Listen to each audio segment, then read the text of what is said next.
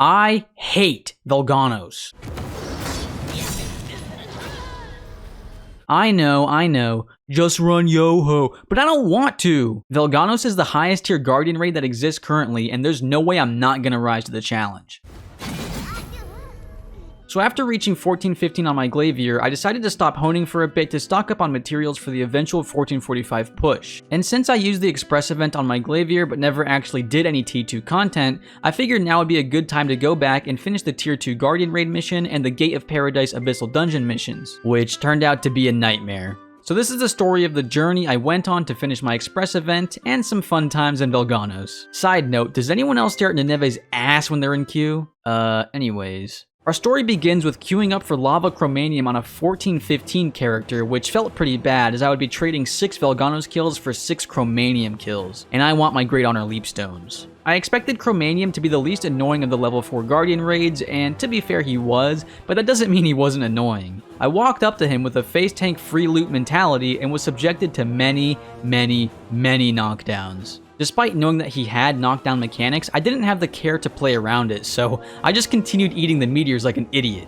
Luckily, the kill times were very fast, so while it was frustrating to get slammed on the floor over and over, I was also done with my daily Chromaniums in under 5 minutes. Up next is the Gate of Paradise Abyssal dungeon missions. The first boss of Sea of Indolence went down with no problems, so we find ourselves on the final boss where I was tasked with carrying tier 2 players and almost failed. This boss has a spotlight mechanic that if you get hit by, imprisons you until one of your friends breaks you out. I was on breakout duty for basically the entire fight. That is until I pressed the wrong button and imprisoned myself, and the boss immediately followed up with a safe spot mechanic that kills anyone not inside. I'm dead. But thanks to being insanely overgeared, I lived by the skin of my teeth. And then almost died again to the safe spot being 16 light years away. I swear I thought I was dead for sure, but made it just in time. And then he did the mechanic again! Oh my god! I was having a heart attack by the end of this boss. However, after that thrill ride, the hard mechanics were over with and we killed the boss. Up next, Tranquil Carcosa. Probably the hardest Abyssal dungeon in the game because of one mechanic, but we aren't there yet. I was feeling good and was ready to pump the second boss with my awakening skill, but she immediately said nope and dashed out as soon as I started channeling. At least I got the ad. However, the boss went down without any troubles beyond that, and it was on to the final boss, otherwise known as 1234, 12334. I was eager to get started, expecting to be able to just plow through the boss because I overgeared it, but we started getting ping spam to set up positions, and as I was feeling nice, I said sure, not expecting to even see the mechanic. I was wrong. Upon pushing the boss to health bar 13, he did his iconic run to mid, and it was at this moment I knew we were in trouble. The Soulfist standing next to me had no idea what they were supposed to do, and upon people realizing that, we reset instantly. We spent a few minutes trying to explain the mechanic, but as is standard with people who fail mechanics, they never talk, never respond to questions, and continue to wipe the party. I don't know what's with these people. I generally chalk it up to them not speaking English, but you're on the American servers, at least watch a guide if you're not able to communicate. To nobody's surprise, the Soulfist did not learn what to do throughout all the attempts, and we quit the dungeon. Thanks, guy. On my second attempt through, surprise surprise, the second boss moved out of my awakening skill again. Back to the dreaded final boss. We did a quick positioning check, and everyone actually did it right! And not only on the first time, but the second time too! This group was so good, I ended up getting the Invincible Raid achievement for having no deaths throughout the entire run. Nice! Onwards to the final dungeon, Alaric's Sanctuary. During the Find the Golden Orb mechanic on the first boss, my party got a bit overzealous on killing orbs and absolutely eviscerated our vision, leaving us scrambling to find the Golden Orb. I ran around blindly looking for it until I saw a tiny gold trace and immediately pinged the location for my party to come stack on me, and then watched an eager Shadow Hunter walk into the abyss and die. Though we finished the rest of the fight with no problems. The second boss in this instance is kind of a joke, having only one meaningful mechanic that everyone did correctly, and we one-shot the boss. Now for everyone's favorite, Alaric.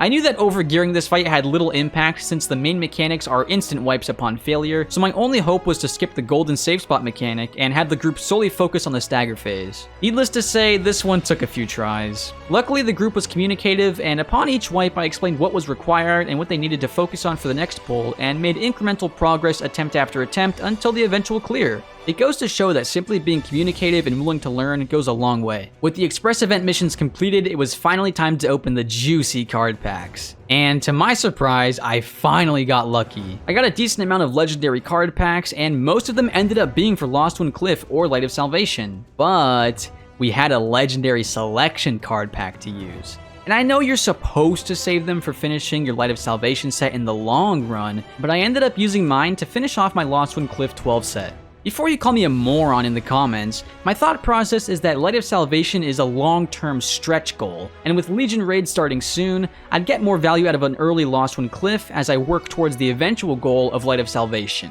Also, I'm a moron. Alongside the card packs, I also got a level 7 gem that I needed to roll, and was aiming for it to land on Red Dragon's horn. First try. Almost makes up for all the pities I hit on the way to 1415. And now the moment you've all been waiting for.